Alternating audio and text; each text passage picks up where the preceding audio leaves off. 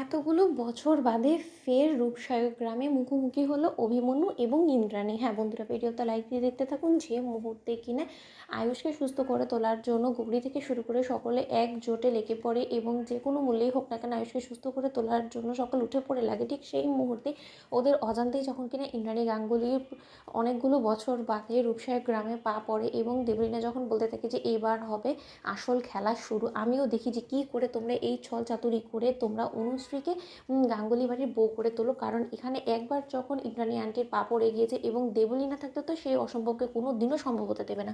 অন্যদিকে যখন কিনা সকলের কাছ থেকে খোঁজ নিতে নিতে এক পর্যায়ে যখন কিনা অভিমন্যুর বাড়িতে গিয়ে ওঠে ইন্দ্রাণী, এবং ইন্দ্রাণী গাঙ্গুলি যখন সেই বাড়িটা দেখা মাত্রই বলতে থাকে যে কেন আমার রাজ এতটা ভয় করছে, যতই আমি এই বাড়ির ভিতরে ঢোকার চেষ্টা করছি ততই আমার কেন গাটা শিউরে উঠছে এবং আমার গাটা কাটা দিয়ে উঠছে বলো তো। ঠিক সেই মুহূর্তে রাজ যখন বলতে থাকে যে দেখো ইন্দ্রাণী, হয়তো অনেকগুলো বছর বাদে তুমি নিজের অতীতকে ভুলে আবারও হয়তো এই গ্রামে পা রেখেছো, তাই হয়তো এরকমটা তোমার মনে হচ্ছে। চলো না আমরা ভেতরে যে এখানেই, যেহেতু দেবলীনা বললো যে ওর বন্ধু দেখেছে যে আয়ুষ আছে, তাহলে এক ঝলক তুমি আয়ুষকে দেখে ফেলে তো তুমি নিশ্চিন্ত হতে পারবে, তাই না, যে তোমার মনের সকল ভয়ও দূর হয়ে যাবে। ঠিক সেই মুহূর্তেই যখন কিনা সেখানে হঠাৎ করে আয়ুষকে অসুস্থ অবস্থায় ইন্দ্রাণী দেখে ফেলে জানলা দিয়ে, এবং তারপর মুহূর্তে যখন কিনা ইন্দ্রাণী দৌড়ে গিয়ে আয়ুষ বলে চিৎকার করে ওঠে এবং সেখানে যখন কিনা কুসুম এবং রাজা রূপে ঈশান যখন কিনা ইন্দ্রাণী গাঙ্গুলি দেবলীনা এদেরকে দেখে ভয় পেয়ে যায় এবং কুসুম যখন বলতে থাকে যে সর্বনাশ করেছে দেবীমা, এখানে কোথা থেকে চলে এলো এবং দেবলীনা ম্যাডামও সঙ্গে এসেছে, এবার তার রক্ষে নেই। অন্যদিকে